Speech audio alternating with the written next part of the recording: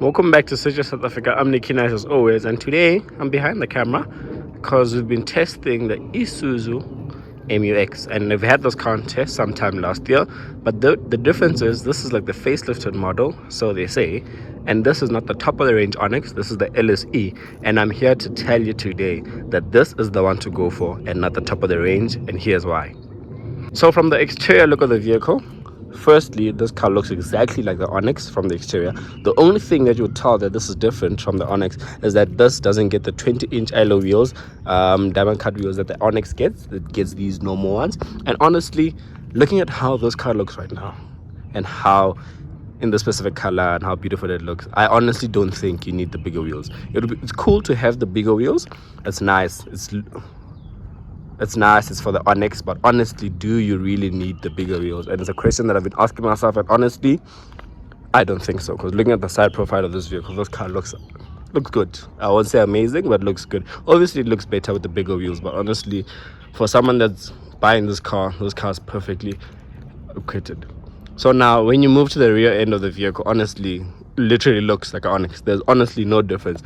Obviously, the other difference that you get on the exterior that you kind of do feel rather than see is the electronic tailgate. So this has a manual tailgate, and honestly, it's those features that you'd want, but honestly, that's just reserved for the Onyx.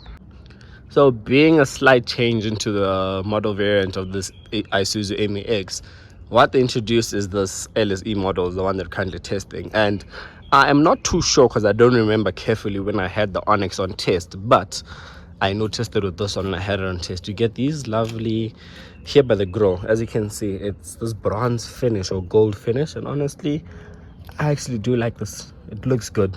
And matching with this color coding, I can't imagine it with the white and with this gold. I think the gold will stand out a bit too much, but honestly, it looks good. And the other nice thing about this, mind you, it's a LSE. It's not the top of the range, right? You still get these lovely LED lights and the LED fog lamps over there. And honestly, this is enough for the car. So honestly, from this to the Onyx, you're really not missing too much. So this is the LSE, and you can get a 1.9 liter turbo diesel engine, and you can get the 3 liter. I am currently testing the 3 liter over here, and this 3 liter is the exact same one found in the top of the range, the Onyx. So you're really not missing out on much in terms of the drive of the vehicle, because it still feels the same, still sounds the same, and the power it produces is exactly the same. So power, you're looking at 140 kilowatts and 450 newton meters of torque. Doesn't sound like much looking at what Ford and Toyota are doing, but honestly, I've been driving this car for the past week, and it just reminded me that actually this is enough power for the type of car this is, and for the type of buyer looking to buy this vehicle. It's enough power. Now let's jump inside. Let me tell you the differences inside. It won't be long, literally just a few things, and yeah, we'll end the video. So on the interior, the difference is obviously the first thing, getting into the vehicle. So you don't get the keyless entry and keyless start. What is keyless entry for those that don't know? This one, you need to press a button on the key to unlock the vehicle. Keyless entry allows you to just put your hand by the door handle, and if the key is with proximity, it will open without you having to press the key. So here's basically back to basics. So you need to press the key, and with regards to pressing the key, in this one you don't get the keyless start. What is keyless start? This one you need to stick the key into the ignition and turn it to start the car. Keyless start, you don't need to, you can just press a button. So that's the difference between this LSE and the Onyx being the top of the range. That's the first difference you will feel and see about the vehicle.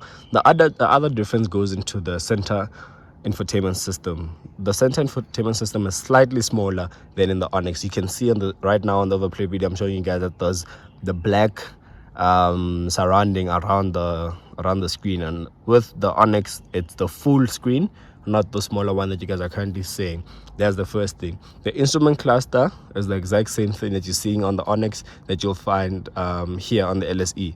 Is the exact same thing. The gear knob, same thing. You get an electronic handbrake, you get auto hold, same thing throughout, all the way through to the Onyx. The other difference is that this car has leather seats, which the Onyx has, but these leather seats are not heated. So in the Onyx they're heated, but when I say this car is more than enough, the LSE, the front 2 seats are electronically operated. So I thought, this being an LSE, the seats will be manual, and honestly they're not. It's just those small touches. And obviously the last thing I can tell from the interior, I may be missing a few, but the other thing that I can tell from the interior that this has that this doesn't have, that the Onyx comes with, is the black roof lining. And with this one, roof lining, you can get away with a lot because there's a lot of cars that don't have the black roof lining. But is it worth the extra amount of money? Is it worth spending more on the Onyx than on this? Oh, the other thing I just missed out. I'm looking at it now and I see the steering wheel. So the steering wheel has blank spaces. Those blank spaces are for the adaptive cruise control and the lane centering. So the Onyx comes with adaptive cruise control and the lane centering. What is lane centering? It will keep you in the lane you're currently in, and as you're taking a curve, the car will stay in that lane. It will turn and everything for you. So there's the difference. What is adaptive cruise control for those that don't know? Let me explain it. So adaptive cruise control is if you set the car at 120 kilometers per hour on the highway or anywhere else, right? And there's a car in front of you doing 80 kilometers per hour.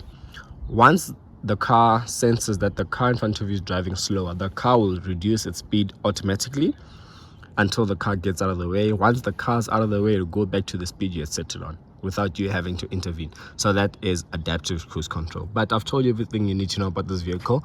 You can find many Isuzu MUXs, the LSE, the 3-liter Onyx on Change Cars. So enough about the car. Head over to Change Cars to see what you can find on Change Cars. There's quite a few videos coming out now in December with regards to my December cars, and I can't wait to tell you more about that. But for now, I'll see you on that video. I'm Nick from South Africa, and you know what? I am signing out.